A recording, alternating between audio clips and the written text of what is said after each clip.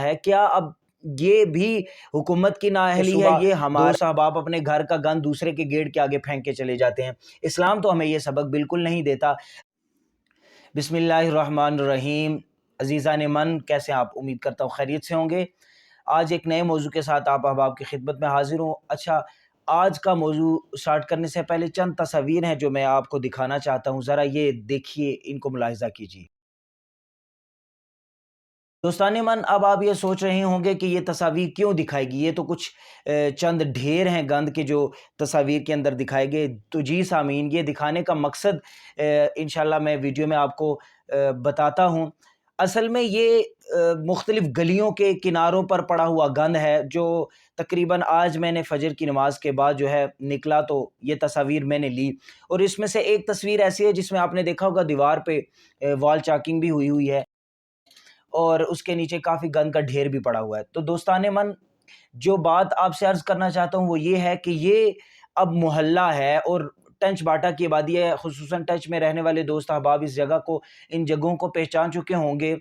تو یہ ٹنچ باٹا کی گنجان آبادی کا علاقہ ہے، جہاں پر گلی کوچوں میں اور ہر تقریباً گلی کے کنارے پر گند کا ڈھیر نظر آتا ہے۔ اب یہ جو گھر کی میں آپ سے بات کر رہا تھا، جس کی دیوار پر وال چاکنگ بھی ہوئی ہے اور باہر گند بھی، یہاں پر پہلے تقریباً یہ پلاٹ ہوا کرتا تھا اور گند سے بھرا ہوا تھا۔ پھر یہاں پر ایک مکان بنا، جو ابھی آپ دیکھ رہے ہیں مکان بنا ہوا، بڑا اچھا خوبصورت مکان بنا۔ انہوں نے بڑی کوشش کی، یہاں پر ایک دو مرتبہ یہاں سے گند اٹھوایا، چونا تک گروایا کہ یہ عوام الناس جو ہے سمجھ جائے اور یہاں پر گند نہ پھینکے، لیکن باوجود اس کے یہ تمام عمل کرنے کے بھی عوام نہ سمجھی اور یوں ہی گند پھینکتے چلے گئے۔ اچھا، بات یہ کرنا چاہ رہا تھا کہ دوستان من، اب دیکھیں تو صحیح، ذرا غور کریں کہ یہ گند جو ہماری گلی کوچوں کے کناروں پر پڑا ہے، کیا اب یہ بھی حکومت کی نااہلی ہے؟ یہ یا اس میں ہمارا ہاتھ ہے؟ ذرا اس پر غور کرنے کی ضرورت ہے۔ مانا کہ حکومت نے عوام کے اوپر آٹا، چینی، گھی اور مختلف خورد و نوش کی اشیاء کے علاوہ ضرورت کی تمام اشیاء پر مہنگائی اس قدر کر رکھی ہے کہ غریب کا جینا محال ہوا ہے۔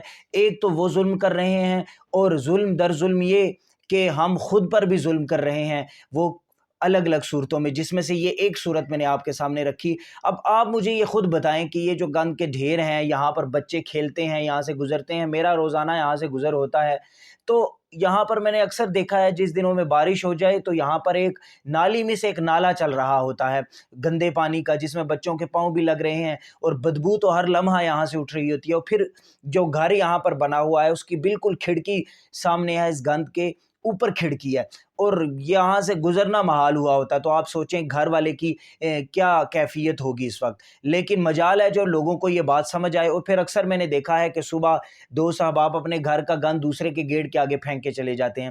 اسلام تو ہمیں یہ سبق بالکل نہیں دیتا، نہ جانے ہم نے یہ کہاں سے سیکھ لیا۔ اب یہ دیکھیں دوستان من کہ یہ چیزیں تو ہم خود بدل سکتے ہیں، ان کا کس کو اب بلیم کریں گے؟ یہ تو ہم نے خود بدلنی تھی، اپنی عادات کو بدلنا تھا، اپنے اعتبار کو بدلنا تھا، اپنے طریقے کو بدلنا تھا، لیکن ہم جو ہیں ابھی تک بھی سدھرے نہیں ہیں، سمجھے نہیں ہیں۔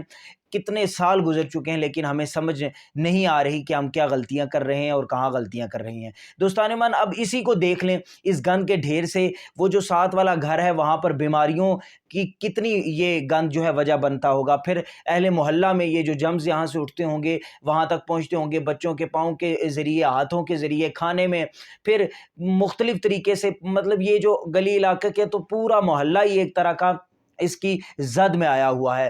تو یہ اب کس کا قصور ہے؟ یہ بھی میں اب کہوں کہ حکومت کا قصور ہے تو یہ کوئی کرنے والی بات نہیں۔ یہ کام ہم نے کرنا تھا، ہم نے اس گند کو ٹھکانے لگانا تھا۔ یہ ہمارا گند ہے، یہ کوئی اور نہیں پھینک کے جاتا۔ یہ ہم لوگ صبح صبح اٹھ کر یا جس وقت ہمیں موقع ملے ہم چھپ چھپا کے گند پھینک کر دوسرے کو گیڑوں کے آگے چلے جاتے ہیں۔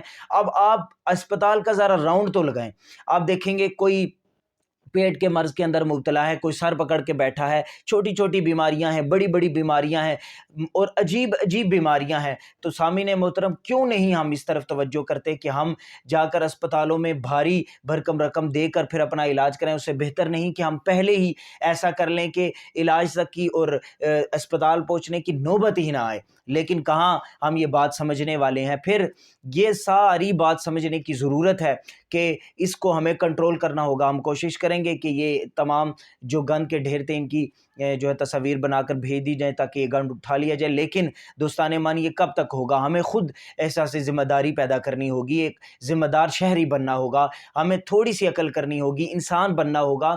ایک کتا کہا جاتا ہے، مثال بڑی دی جاتی ہے کہ ایک کتا جب بیٹھنے لگتا ہے تو وہ پونچھل سے پہلے اپنی جگہ کو صاف کرتا ہے، تو ہم تو انسان ہیں، تو ہم تو اشرف المخلوقات ہیں، ہمیں اس سے بہت بہتر انداز میں جو ہے وہ اس کو کرنا چاہیے، لیکن ہم دن بدن جو ہے وہ مزید نیچے کی طرف جا رہے ہیں۔ تو پہلا تو درد یہ تھا جو آپ کے سامنے رکھنا ضروری تھا، اور دوسرا آپ ذرا ٹینچ میں نکلیں اور ایک چیز دیکھیں، آپ غور کریں کہ ٹینچ بازار میں آپ نے ایک چیز دیکھی ہوگی، کھانے کی دکانیں ہیں، کھانے کی دکانوں کے علاوہ یہاں پر اپنا مختلف کھانے کے سٹالز ہیں۔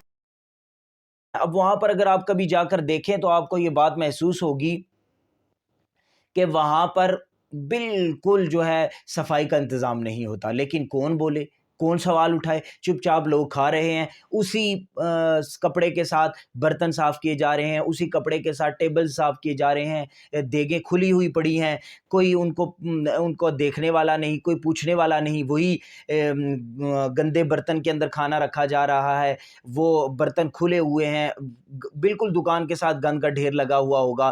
تو یہ چیزیں کب ہم ان پر فوکس کریں گے؟ یہ چیزیں وہ تھی جو ہم نے کرنی تھی، یہ ہمارے کرنے والے کام تھے جو ہم نہیں کر رہے۔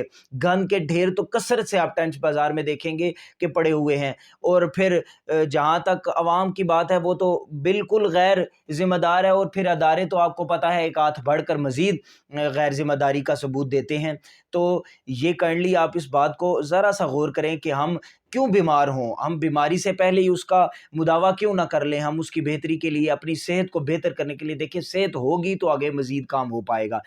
پہلے فرسٹ پرائورٹی صحت کی ہے، تو صحت کے لیے آپ کو اپنے اہل محلہ کو، اپنے بچوں کی صحت کے لیے، اپنے علاقے کی صحت کے لیے کرنا پڑے گا۔ اگر صحت اچھی ہو تو یقیناً انسان خوشحال ہوتا ہے، کام میں دل لگتا ہے، اور ہر وقت خوش و خرم رہتا ہے۔ تو یہ تمام باتیں آپ کے سامنے رکھنا چاہ رہا